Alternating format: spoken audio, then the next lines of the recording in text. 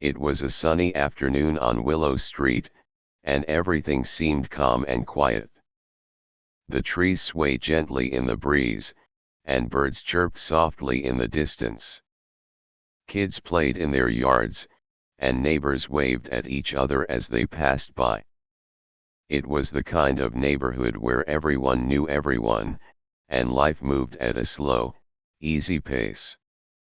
But that peaceful feeling didn't last long. Suddenly, a loud roar shattered the quiet. It was the sound of motorcycles, big, loud ones. A group of bikers had rolled into the neighborhood.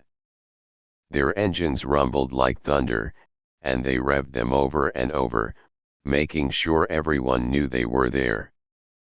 People peeked out of their windows, nervous and unsure. The bikers didn't look friendly. They wore leather jackets with patches and had tattoos up and down their arms. They parked their bikes right in the middle of the street, blocking traffic, and laughed loudly like they owned the place. At that moment, the door of a small house creaked open. Out stepped an elderly woman with short gray hair and a kind smile. She wore a simple cardigan and carried a wooden cane.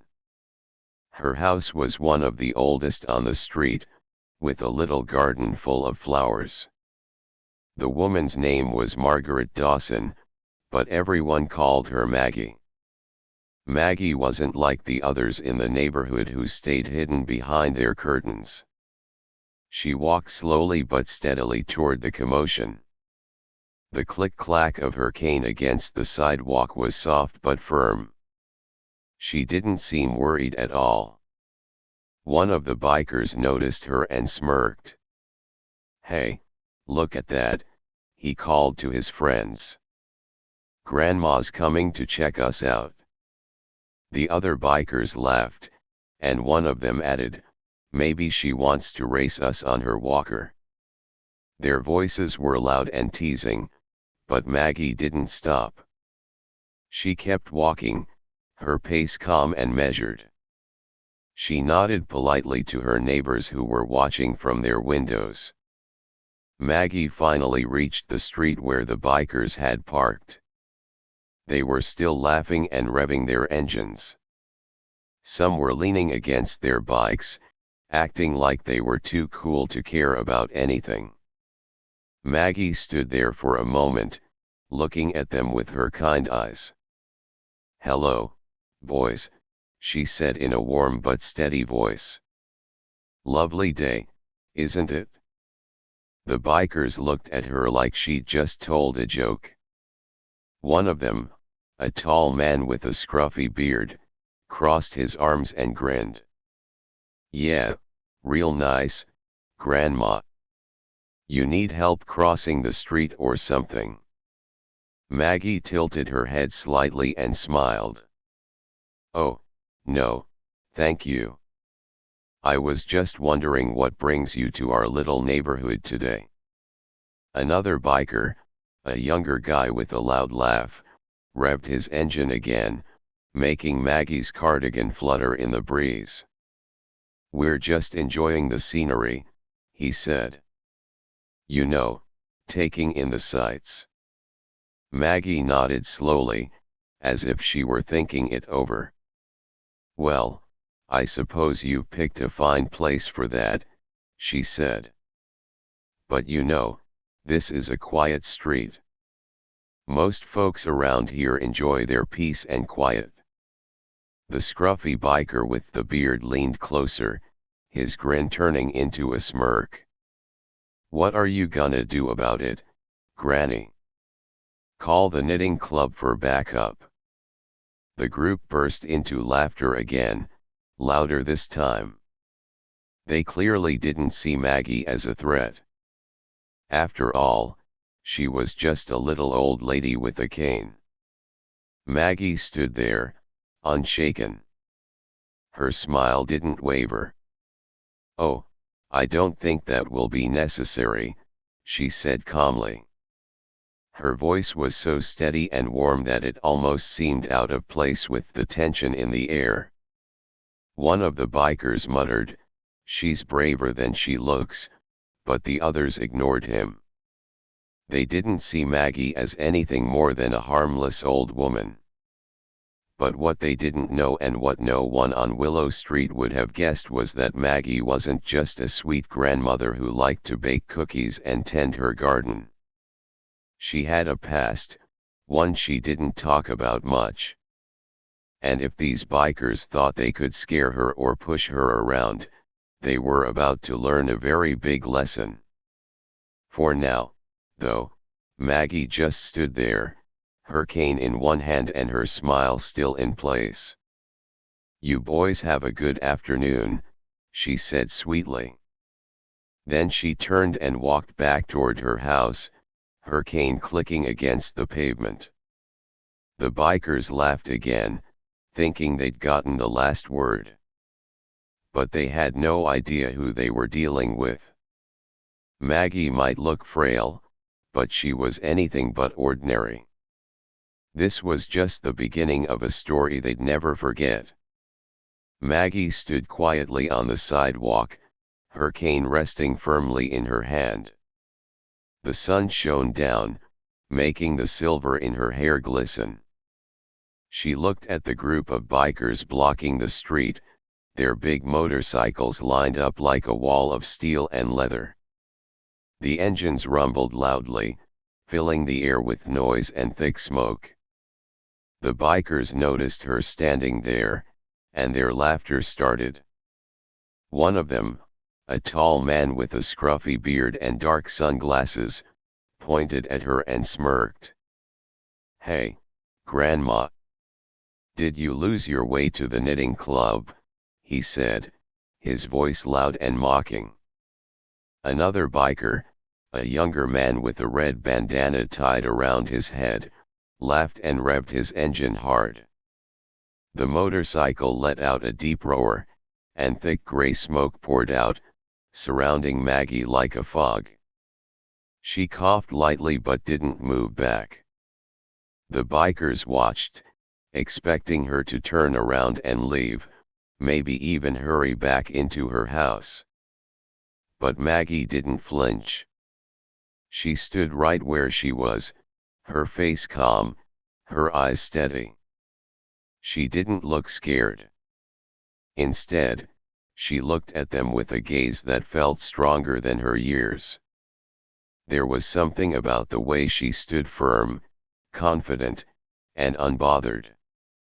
The bikers kept laughing. They slapped each other on the back and made jokes. "Look at her," one said. "She probably thinks she can scare us with that cane." Maggie finally spoke, her voice soft but clear. "Boys," she said gently, but there was something in her tone that made a few of them pause. "It's not wise to bother strangers." For a moment, the laughter stopped. Some of the bikers glanced at each other, unsure. The leader, the one with the beard and sunglasses, stepped forward with a grin. "Oh yeah," he said. "And what are you gonna do about it, Granny? Call the bingo police." The group roared with laughter again, their voices echoing through the quiet street. Maggie just watched them, her eyes never leaving their faces. She wasn't angry. She wasn't scared. She was something else. Something the bikers couldn't quite figure out. The leader leaned in closer, his breath smelling like cigarettes and chewing gum. "Why don't you go inside and mind your own business?" he said, his voice lower now. "This street belongs to us now." Maggie didn't move. She tilted her head slightly and looked at him, her eyes sharp but calm. "Oh, I see," she said, nodding slowly. "You boys think you're in charge here." The leader smirked again, feeling proud of himself. "That's right, lady. So, Why don't you go on and bake some cookies or whatever it is old folks do?" The bikers burst out laughing again, proud of their jokes.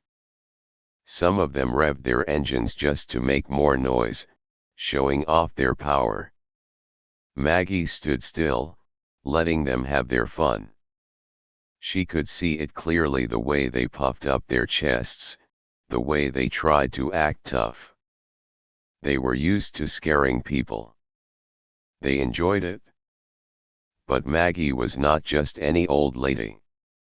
She smiled politely, the same warm smile she gave her neighbors when she watered her flowers in the morning. "Well," she said, adjusting her grip on her cane, "I suppose I could go inside, but then I wouldn't get to see what happens next." The leader's smile faltered just a little. "What do you mean by that?"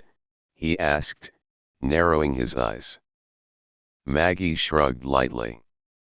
"Oh, nothing much," she said, her voice still friendly. "Just that you boys seem awfully sure of yourselves. But confidence, my dear, can be a dangerous thing." One of the younger bikers, sitting on his bike near the back, shifted uncomfortably. "Hey, man, let's just go," he muttered under his breath to the leader. "She's just some old lady." The leader waved him off. "Nah, she's just trying to act tough," he said, puffing out his chest again. "She's harmless." Maggie's eyes twinkled just a little, as if she knew something they didn't. "You think so?" she asked gently. The leader scoffed. "Of course. What could an old lady like you possibly do?" Maggie looked at him for a long moment, then smiled again. "Well," she said, "I guess you'll just have to find out." Something in her voice sent a small shiver down the leader's spine, though he didn't want to admit it. He turned to his crew.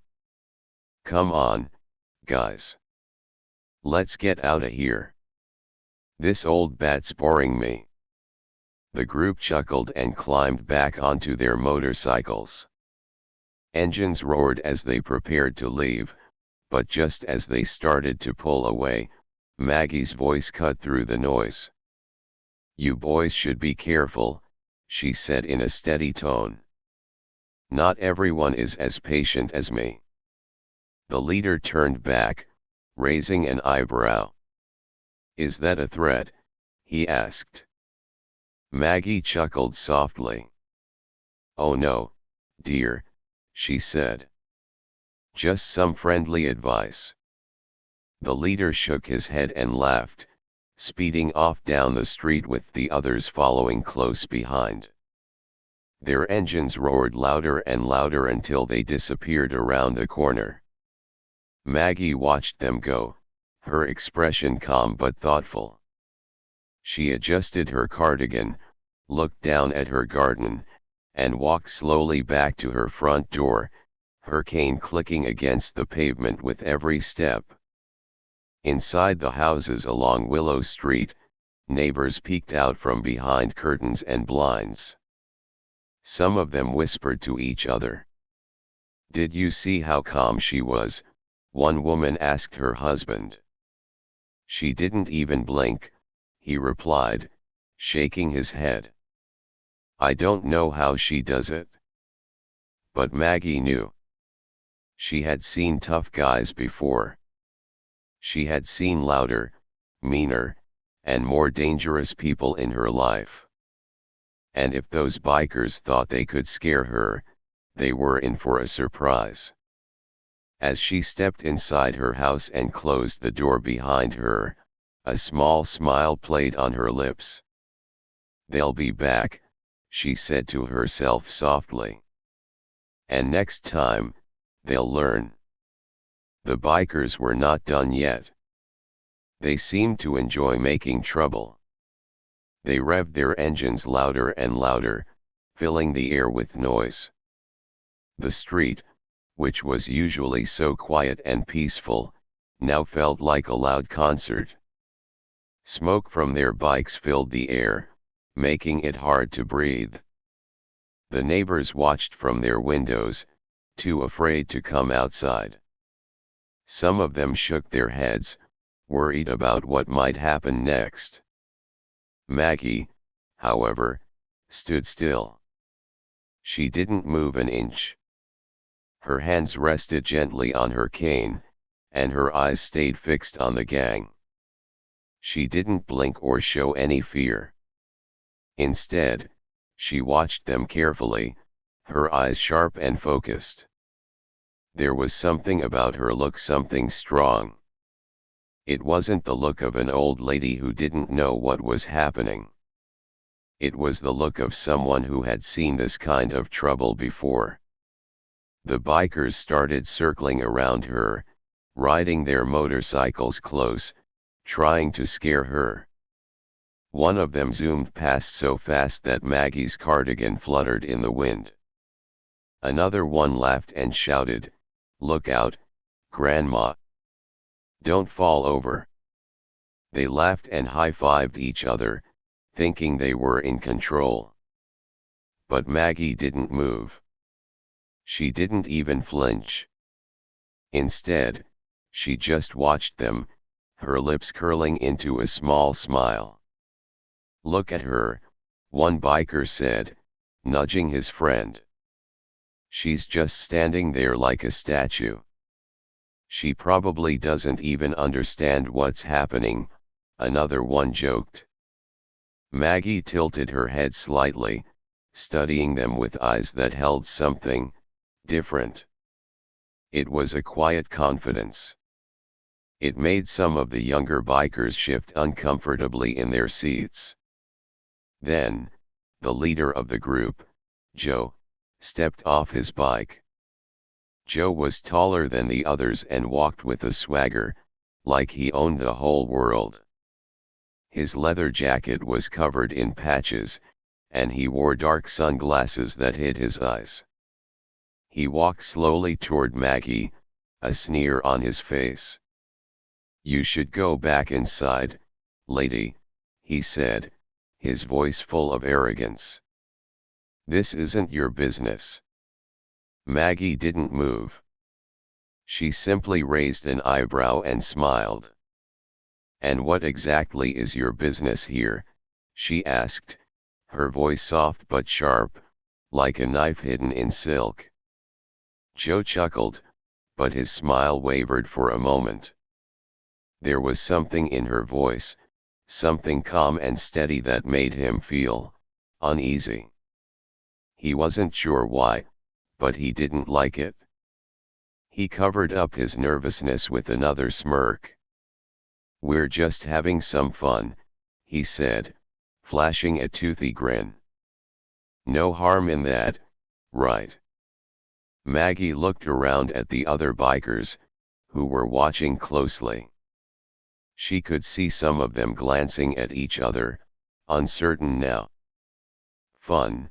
she asked, raising her eyebrow higher. "Is scaring people fun for you, Joe?" Joe's smirk faded for a second. How do you know my name?" he asked, frowning. Maggie smiled, her eyes twinkling with something mysterious. "I know a lot of things, Joe," she said quietly. "I've seen a lot of people like you before." Joe laughed, but it didn't sound as confident as before. "Oh yeah? And what do you know about us?"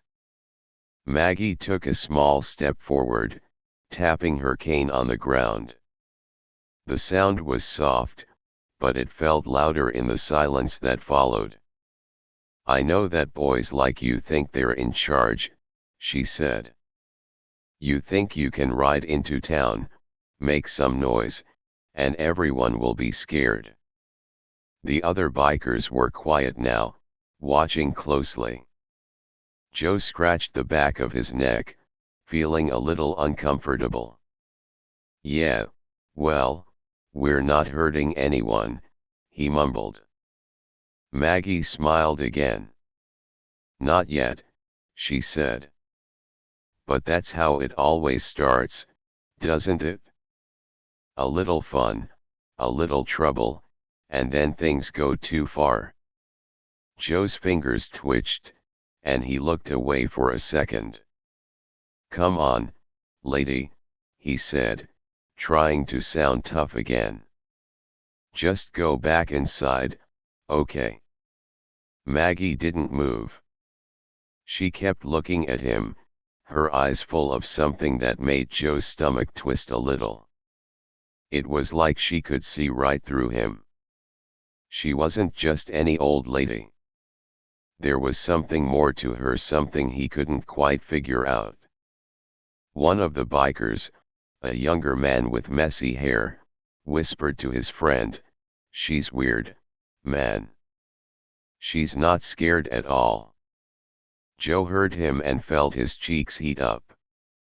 He didn't like how Maggie was making him look weak in front of his gang. He crossed his arms and puffed out his chest. "Look, lady," he said, his voice harsher now. "We're not going anywhere, so why don't you just leave?" Maggie sighed softly and shook her head. "You're making a mistake, Joe," she said. Joe frowned. "What's that supposed to mean?" Maggie's smile didn't fade. "It means that sometimes, the people you think are weak, aren't weak at all," she said. Joe felt a shiver run down his spine. He didn't know why, but something about the way she spoke made him uneasy. He was used to people backing down, running away, or looking scared. But Maggie wasn't scared. She was standing there like she had all the time in the world.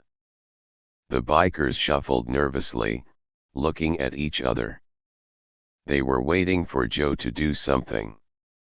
He didn't want to look weak, so he rolled his shoulders and tried to act tough. "All right, lady," he said, forcing a grin. "We'll leave, for now." Maggie nodded slowly. "That's a good choice, Joe," she said. "And remember, it's not wise to bother strangers." Joe swallowed hard. He didn't say anything else. He just turned and walked back to his motorcycle. The other bikers followed him, their engines roaring to life again. As they sped down the street, Joe glanced back at Maggie one last time. She was still standing there, watching them with that same calm smile. As they disappeared around the corner, Maggie turned and walked back toward her house.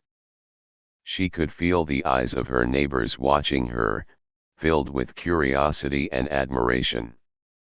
She didn't need to say anything to them. They had all seen it. She reached her front door, paused, and looked back at the now quiet street. "They'll be back," she whispered to herself. "And next time, they'll find out who I really am." Joe walked closer to Maggie, a smug grin on his face. He thought she was just a harmless old lady who didn't know when to back down. The other bikers stood behind him, watching closely, waiting to see what would happen next. The air was thick with tension. A few neighbors peeked from their windows, holding their breath. Maggie's eyes didn't leave Joe. She stood her ground, calm and steady.